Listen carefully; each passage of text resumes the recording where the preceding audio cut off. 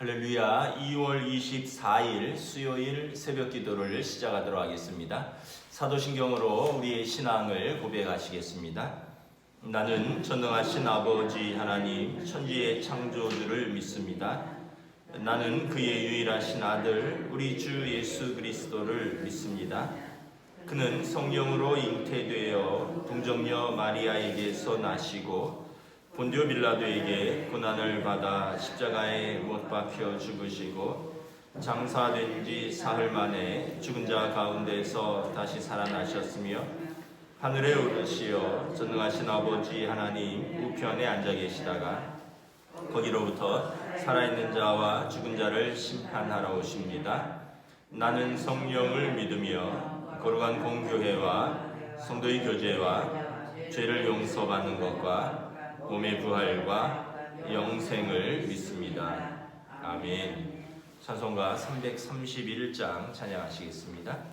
찬송가 331장입니다.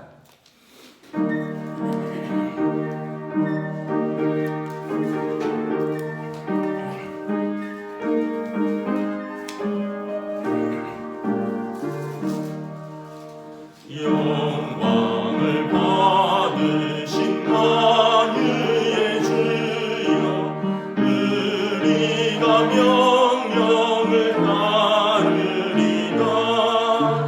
베푸신 은혜를 감사히 알고 진실한 마음으로 섬기겠네. 주의 은혜 주시는 대로 영원히 받들어 섬기겠네. 찬송하겠네. 찬송하겠네. 생명을 주시는 그 주로라. 주를 높이고 잘 공경하여 온유한 마음으로 섬기리다. 주 예수 안에서 즐거워하며 충성을 다하여 섬기겠네. 주의 은혜 주시는 대로 영원히 받들어 섬기겠네. 찬송하겠네. 찬송하겠네. 생명을 주시는 그 주로라. 예수를 믿고서 늘 사랑하여 참 깊은 마음으로 섬기리다. 온 마음을 드리고 늘 순종하며 그 주를 영원히 섬기겠네. 주의 은혜 주시는 대로 영원히 받들어 섬기겠네. 찬송하겠네. 찬송하겠네. 생명을 주시는 그 주로라. 아멘. 오늘 우리에게 주신 하나님 말씀은 신약성경 마태복음 17장 1절부터 13절까지 말씀입니다.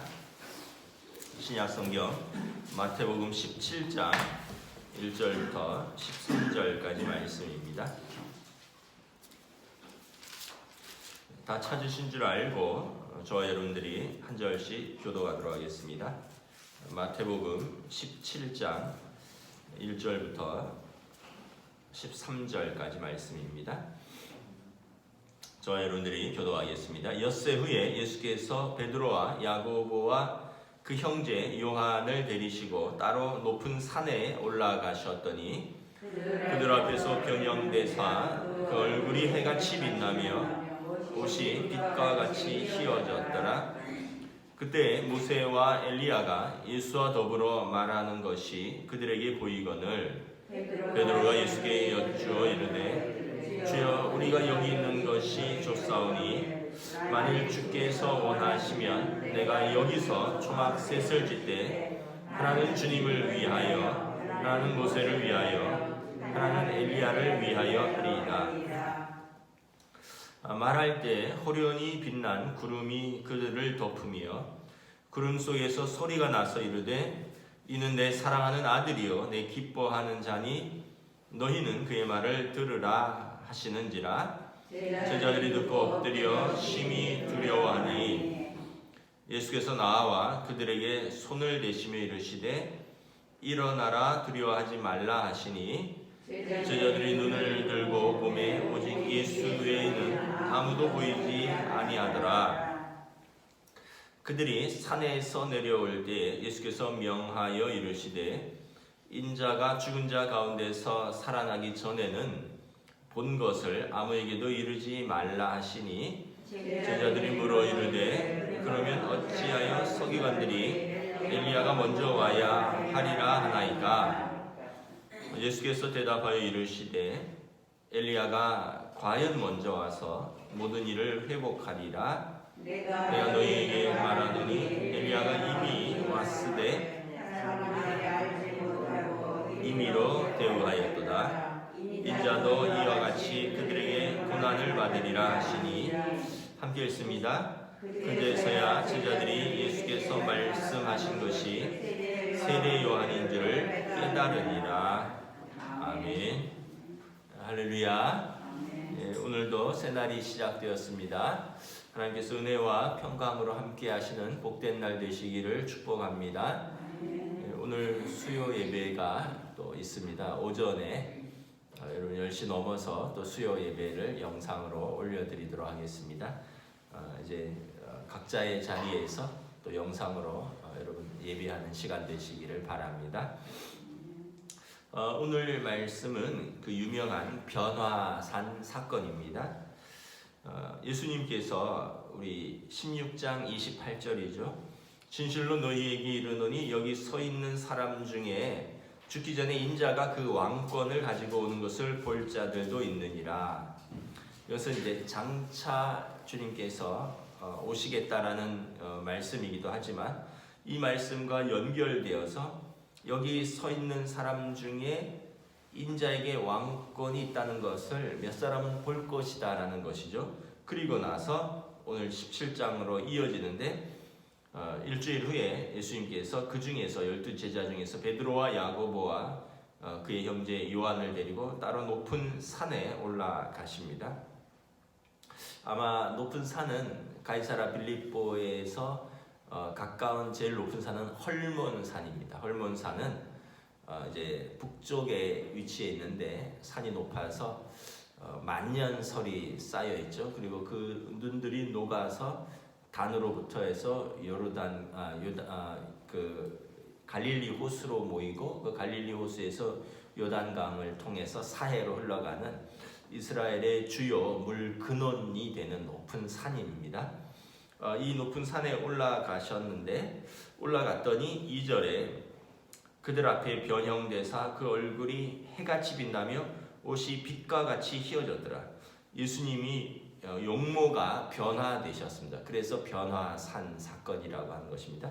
그 산에서 예수님이 용모가 얼굴이 해와 같이 옷이 빛과 같이 휘어졌습니다. 우리가 이것을 어떻게 예측할지는 잘 모르겠는데 구약 성경에 보면 모세가 이제 산에서 십계명을 받고 내려오니까 백성들이 모세의 얼굴에 빛이 나서 모세가 그 얼굴을 수건으로 가렸더라. 왜냐하면 사람들이 모세의 빛난 얼굴에 너무 이제 깊이 심취되어서 하나님이 주신 계명보다는 모세의 얼굴에 주목을 했기 때문에 모세가 그 얼굴을 가렸다는 거죠.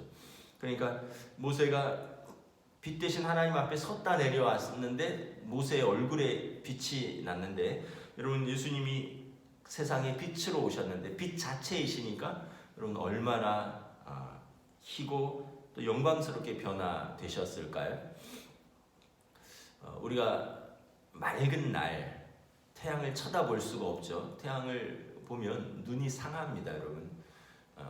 뭐 구름이 짙게 끼면 모르겠지만 맑은 날은 태양을 볼 수가 없습니다. 그래서 선글라스를 끼고, 그런데 여러분 태양과 우리가 얼마나 많이 떨어져 있습니까? 어마어마한 거리죠. 그런데 지금 제자들이 예수님과 함께 있는데 빛보다 더 밝으신 예수님이 있는 거예요. 사도행전에 보면 바울 사도가 자기가 정오에 다메섹 대성에서 햇빛보다 더 밝은 빛을 보았다 이렇게 기록을 하고 있습니다. 예수님을 만난 사건이죠. 다메섹 도상에서 그가 정오는 12시죠. 햇빛보다 그때 얼마나 공해가 있었겠습니까? 햇빛이 얼마나 뜨겁고 얼마나 밝겠어요. 그런데 바울 사도가 본 그 빛은 정오의 햇빛보다 더 밝은 빛이 내게 비추었다. 그래서 바울 사도가 사흘 동안 눈이 멀었잖아요. 아나니아가 안수하에서 눈에 꺼풀이 비늘 같은 것이 떨어지기 전까지 눈을 뜰 수 없었습니다. 우리가 아마 그 하나님 나라에서 변화된 예수님의 모습을 이렇게 표현을 한 것이 아닌가. 매우 빛나고 영광스러운 모습이었을 것입니다. 우리가 상상할 수 없는 3절에 보면 그때 제자들이 보니까 예수님이 두 분하고 같이 서서 이야기하는 것이 보입니다. 누구냐 하면 3절에 모세와 엘리야가 예수와 더불어 말하는 것이 그들에게 보이거늘. 모세와 엘리야는 구약을 대표하는 사람들입니다. 모세는 율법을 대표하고요. 엘리야는 선지자를 대표하는 거죠. 엘리야는 불의 선지자죠. 또 모세는 죽은 자를 대표하고 또 엘리야는 산자를 대표합니다. 여러분 모세는 율법을 전하고 죽었습니다. 그리고 엘리야는 능력을 행하고 그리고 산채로 승천했습니다. 죽지 않고 살아서 승천한 사람입니다. 그래서 모세는 율법을 대표하고 죽은 자를 대표하고 엘리야는 선지자를 대표하고 산자를 대표하는 것입니다. 그 가운데 예수님께서 쓰신 것이죠. 그 예수님은 신약을 대표하고 죽은 자와 산자를 대표하시는 분이십니다. 그러니까 28절에 16장 28절에 너희 중에 여기 서 있는 사람 중에 죽기 전에 인자가 그 왕권을 가지고 올 것을 볼 자들도 있느니라. 지금 베드로와 야고보와 요한이 지금 변화산에서 예수님의 변화된 모습을 통해서 모세와 엘리야도 주님 앞에 영광 돌리는 그 모습을 보는 것이죠.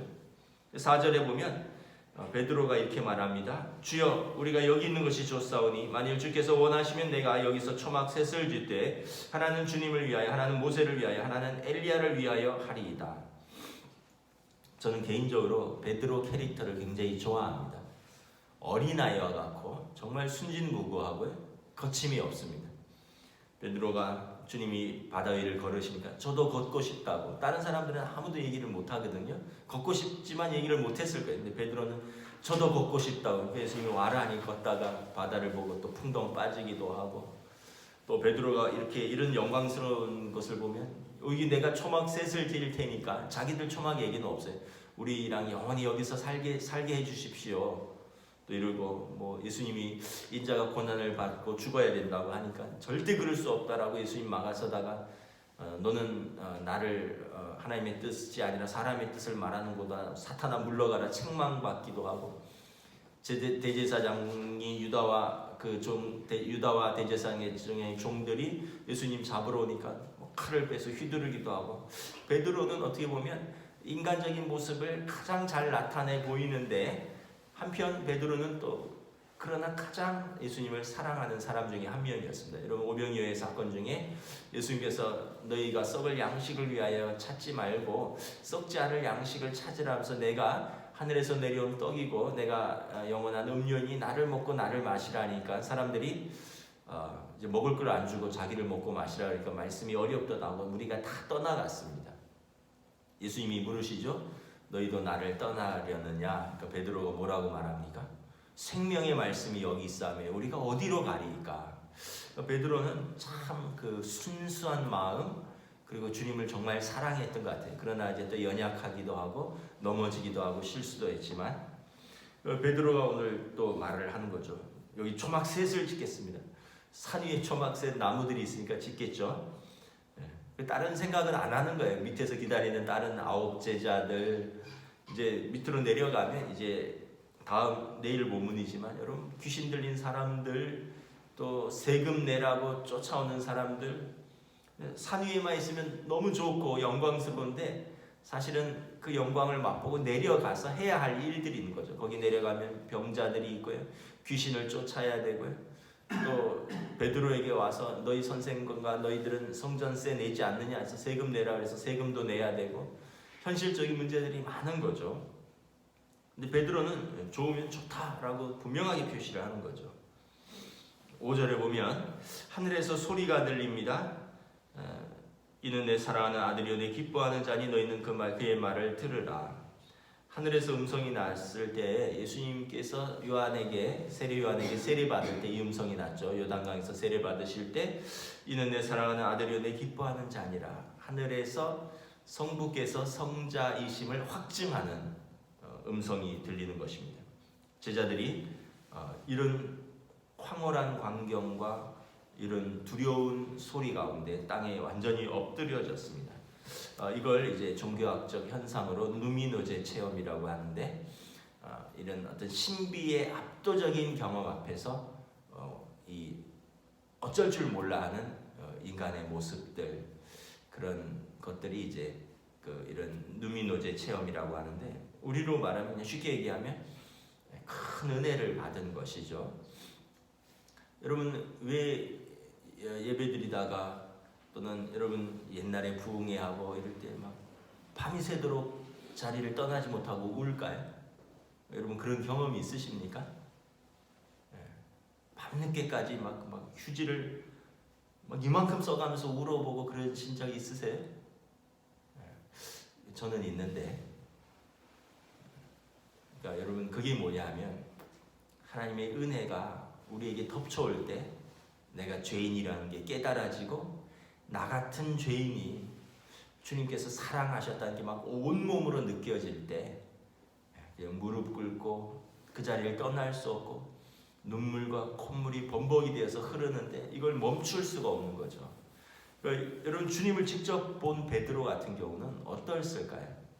여러분 이런 은혜의 경험들이 있어야지 사실은 우리의 삶에 문제도 있고 고난도 있어도 이런 은혜의 경험들이 우리를 이렇게 끌고 나가는 그런 게 있어요. 그런데 또 한편 중요한 것은 또 체험을 너무 중요하게 생각하면 체험 만능주의로 가면 이 체험은 약간 그런 게 있어요.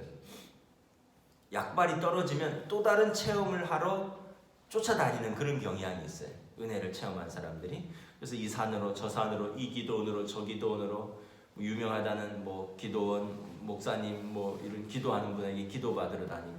근데 체험은 필요한데 사실은 여러분 말씀이 주어졌잖아요. 우리에게 말씀이 하나님의 말씀이 주어졌고 우리 교회가 있잖아요. 교회 기도할 수 있는 교회 마음껏 기도하고 여러분 여기서 우셔도 되고 웃으셔도 되고 말씀을 읽으셔도 되고 교회는 항상 열려 있죠. 근데 이제 체험에만 의지하면 이제 체험에 쉽게 얘기하면 체험이 식어갈 무렵에 말씀과 기도 자기 스스로 말씀을 보고 자기 스스로 기도하고 그리고 공동체와 예배하면서 은혜를 이어가야 되는데 이걸로는 만족을 못하는 거예요. 옛날에 짜릿한 체험을 맛봤거든요. 그래서 그 기도원으로 또 이 목사님에게 저기 수도원으로 막 쫓아다니는데 결국은 그렇게 되면 만족하지 못하는 신앙 또 늘 그렇게만 쫓아다니다 끝나는 신앙이 되는 거죠. 그러나 분명한 것은 이런 분명한 체험을 하나쯤 가지고 있는 것은 너무나 은혜로운 것이죠. 지금 제자들이 듣고 엎드려 심히 두려워하는데 예수님께서 그들에게 손을 내주시면서 일어나라 두려워하지 말아라. 예수님께서 자주 하시는 말씀입니다. 안심하라 내니 두려워하지 말아라. 제자들에게 손을 대시고 두려워하지 말아라 내가 너희와 함께 있다. 제자들이 이제 눈을 들고 보니까 이제 예수님 외에는 이제 다 보이지 않는 것입니다. 엘리야도 모세도 이제 안 보이는 거죠. 오직 예수 외에는 아무도 보이지 아니하는지라. 산에서 내려오면서 예수님께서 말씀하십니다. 인자가 죽은 자 가운데서 살아나기 전에는 본 것을 아무에게도 이르지 말라. 예수님이 부활하신 이후에 이 사건을 이야기하고 그 전에는 이런 것을 사람들에게 말하지 말아라. 이 제자들에게 예수님께서 몇 번에 걸쳐서 사역의 초반기에 당신이 메시아이신 것을 말하지 말라라고 비밀을 지켜달라라는 이야기를 합니다. 이런 사건도 예수님께서 사람들에게 말하지 말아라. 이걸 이제 메시아 비밀이라 그러는데 메시아이심을 일정 기간 감추시는 것입니다. 왜냐하면 지금 사람들이 예수님을 지금 특별한 분으로 알고 있는데 메시아로 이제 알면 이제 왕으로 세울 것입니다. 그럼 예수님이 사역을 못 하는 거예요. 예수님이 하실 일들이 있어요. 때가 되기 전까지는 예수님이 지상에서 제자들을 양육도 해야 되고 또 귀신 들린 자들, 병든 자들을 고치기도 해야 되고 하나님 나라를 충분히 전파하기도 해야 되는 예수님의 그 사역이 있습니다. 그리스도의 삼중직이라 그러는데 여러분 예수님이 가르치시고 치유하시고 전파하시는 그런 사역, 또 예수님이 제사장 되시고 선지자 되시고 또 예수님이 치유자 되시는 그 사역들을 감당하셔야 되는데 이제 왕 되신 예수님의 그 메시아로서의 삼중직을 감당하셔야 되는데 사람들이 이제 예수님이 메시아신 걸 알면 그냥 왕으로만 세우고 이제 쫓아만 다니고 그럼 이제 사역이 어려워지기 때문에 예수님이 일정 기간 이것을 좀 감추셨습니다. 10절에 제자들이 묻습니다. 어찌하여 서기관들이 엘리야가 먼저 와야 하리라 하나이까? 서기관들은 성경을 잘 아는 사람들이죠. 메시아가 오기 전에 엘리야가 먼저 와야 된다는데 이게 무슨 말입니까? 말라기 4장 5절에 엘리야가 와서 아버지의 심정으로 아들을 부를 것이다. 흩어진 자들을 모을 것이다. 엘리야가 말라기는 구약시대의 마지막 선지자입니다. 예수님이 메시아가 오시기 전에 먼저 와서 그 아버지의 마음으로 백성들을 회복시키려는 선지자가 필요하다라고 했는데 이게 무슨 말입니까? 11절에 예수님께서 말씀하시죠. 엘리야가 왔지 않았느냐? 엘리야가 과연 먼저 왔다. 그러나 엘리야가 왔는데 사람들이 알지 못했고 임의로 대우하였도다. 이 서기관들이 성경을 잘 아는데 정작 엘리야가 오니까 세례요한을 미워했습니다. 왜냐하면 세례요한이 회개하라 그랬거든요. 그러니까 이 사람들은 엘리야가 왔지만 임의로 대우하였도다. 엘리야로서 선지자로서 대접하지 않고 엘리야가 세례요한의 인격으로 왔지만 세례요한을 미워했고 또 임의로 대우했다는 거죠. 인자도 이와 같이 그들에게 고난을 받으리라. 그들이 메시아 올 것을 그렇게 기다리고 사모하고 성경도 잘 알지만 인자께서 오시니 예수님이 오시니까 정작 배척하고 죽이려고 했다는 거죠. 그래서 백성들이 제자들이 예수님 말씀하신 것이 세례요한이구나. 엘리야가 왔구나. 세례요한이 그 사람이구나. 그러면 예수님께서 메시아구나. 이 변화산 사건을 통해서 예수님이 하나님의 아들이신 것을 더욱 확신하는 거죠. 이건 이제 저의 묵상입니다. 왜 예수님께서 세 제자들을 변화산으로 데리고 가셨을까? 특별히 여러분 이 12제자가 다 귀한 분들이고 또 대부분 순교했는데 좀 상징성이 있다라고 생각합니다. 이건 이제 저의 묵상이라고 했습니다. 베드로는 예루살렘 교회를 이끌어가야 될 책임이 있습니다. 베드로가 예루살렘 교회를 로마 황제의 핍박 가운데 유대인들의 그 핍박 가운데 핍박과 환난 속에서도 예루살렘 교회를 이끌어가야 될 책임이 있습니다. 그리고 베드로는 십자가에 거꾸로 매달려서 순교했다라고 알려지죠. 그래서 베드로에게 예수님께서 이 하나님 나라의 영광을 미리 보여주기를 원하신 것 같습니다. 야고보는 왜 그런가? 여러분 사도행전에 보면 야고보는 첫 번째 순교자입니다. 헤롯이 야고보를 칼로 해하니까 유대인들이 좋아해서 이제 베드로도 죽이려고 하죠. 야고보는 첫 번째 순교자입니다. 요한의 형제 야고보입니다. 첫 번째 여러분 순교하는 그 야고보를 예수님이 좀 특별히 배려해서 그에게 좀 하나님 나라를 먼저 보여주고 싶지 않았을까. 여러분 첫 번째라는 상징성이 있잖아요. 그가 담대하게 순교하고 그러니까 이제 다른 제자들도 줄줄이 그의 뒤를 따라갈 수 있었던 것이죠. 요한은 왜 그럴까? 요한은 이제 끝까지 여러분 요한은 이제 순교가 아니라 자연사를 했다라고 알려지는데 요한은 두 가지 사명이 있죠. 하나는 성모 마리아를 모시는 사명이 있고 두 번째는 그가 반모섬에 유배되어서 요한계시록을 써서 이 사도들은 다 순교했지만 그 사도들이 세운 그 초대교회들이 환난 속에서 소망을 잃지 않도록 하나님의 말씀을 그가 기록하고 전하는 소명이 있었던 거죠. 그 요한에게 그 끝까지 사명을 잘 감당하라고 그를 격려하기 위해서 하나님 나라를 미리 보여준 것이 아닐까. 여러분 생각해 보세요. 동료들이 다 순교했어요. 자기만 100살이 넘게까지 살아요. 무슨 낙이 있겠습니까? 그런데 요한은 그 영광을 보고 자기가 본 그 영광스러운 하나님 나라를 이렇게 전하고 싶은 거예요. 그래서 여러분 요한계시록에 보면 막 진주문 막 각종 보석으로 깔린 바닥 거기에 생명수 나무들 막 이런 표현들이 있잖아요. 요한이 환상 가운데 본 하나님 나라를 그가 이렇게 쓴 겁니다. 진짜 그 문이 진주로 되어 있고 황옥, 청옥, 벽옥으로 돌이 되어 있고 이렇게 저는 생각하지 않습니다. 요한이 자기가 알고 있는 가장 영광스럽고 아름다운 단어들을 써서 천국을 묘사한 것이라고 저는 믿고 있습니다. 그래서 요한에게도 너 끝까지 그 사명 잘 감당해라 이런 의미로 이 세 제자들을 데리고 보여주지 않았는가. 이건 뭐 저의 묵상이라고 했습니다.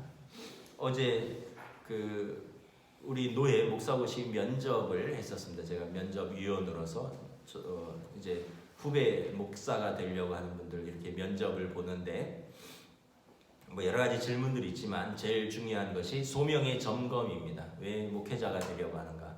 부르심의 소명이 있는가? 이걸 점검하는 건데 뭐 보면 이렇게 그냥 순탄하게 뭐 목회자 가정 또는 뭐 부모님, 장로님, 뭐 엄마 권사님 이러면서 모태신앙으로 쭉 자라서 신학교 와서 20대에 뭐 이렇게 그 과정을 밟은 분도 있고 또 나이가 들어서 어떤 분은 교사를 하다가 어떤 분은 뭐 저처럼 컴퓨터 공학을 하고 엔지니어를 하다가 어떤 분들은 또 뭐 어떤 분들은 또 어떤 분들은 그 간호사를 하다가 또 어떤 분들은 건축을 하다가 어떤 사람들은 사업을 하다가 뭐 늦게 이제 이렇게 신학을 하려고 하는 분들도 있더라고요. 대부분 이제 30대인데 제 나이 때도 한 명 있고 저보다 나이 많은 분도 한 명이 있더라고요. 저희 노예 서울 지역에서만 36명이 면접을 봤는데 이제 저희가 묻는 거죠. 목회자가 여러분이 생각하는 것처럼 그렇게 쉽게 얘기하면 이제 어떤 표현이냐면 그렇게 여러분들이 이제 직장에서 간호사도 하고 교사도 하고 사업도 하고 컴퓨터 엔지니어도 하고 근데 이런 것보다 그렇게 대우가 좋지 않습니다. 왜 그런 것들을 그만두고 목회를 하려고 합니까? 실제 현재에 나오면 대형 교회나 그렇지 중소형 교회들은 또 소형 교회들은 그 길이 쉽지 않습니다. 왜 그 길을 나와서 목회를 하려고 합니까? 저도 뭐 20여 년 전에 똑같은 질문을 받았던 것입니다. 그분들이 그런 이야기를 하더라고요. 삶에 다 고난이 있어요. 부모님에게 학대당한 분도 있고 살면서 뭐 질병을 앓은 분도 있고 그래서 삶의 전환이 있었다는 거예요. 근데 교회에서 자기가 병도 치유받았고 상한 마음이 치유받았고 은혜를 입었고 그래서 이 길이 나에게 가장 행복한 길이다라고 생각을 해서 이제 그 길을 나는 선택을 했고 그 길을 가고 싶습니다. 이런 이야기를 하더라고요. 그래서 제가 에베소서에 교회는 만물을 충만케 하시는 이의 충만함이니라 라는 말씀이 생각이 났어요. 저분들이 직장 다니면서 또는 가정에서 또는 육신의 질병으로 또는 개개인적인 사연으로 상처도 받고 고난도 많고 그런 모든 삶 속에서 자기들이 교회에서 치유받고 은혜 받고 나는 나에게 부르신 이 길도 있지만 나는 하나님이 부르신 이 길을 가겠다라고 이 길을 선택했습니다라는 그런 답변 속에서 예수님이 모든 사람들을 충만케 하시는구나. 아픈 자, 마음이 상한 자, 병든 자, 귀신 들린 자. 그래서 자기들은 후회가 없다. 저희들은 이 길을 가겠다. 그래서 마음속으로 교회는 만물을 충만케 하시는 이의 충만이구나. 제가 다시 한번 깨달았습니다. 말씀을 마치겠습니다. 여러분들의 삶의 자리에서 예수님이 저와 여러분들을 다 부르셨습니다. 각자의 삶의 자리에서 여러분 이런 변화산 체험, 만물을 충만케 하시는 이의 충만함의 은혜를 덧입고 여러분들의 자리에서 여러분 하나님 나라를 이루어 가시기를 주님의 이름으로 축복합니다. 아멘. 기도하겠습니다. 하나님 은혜를 감사합니다.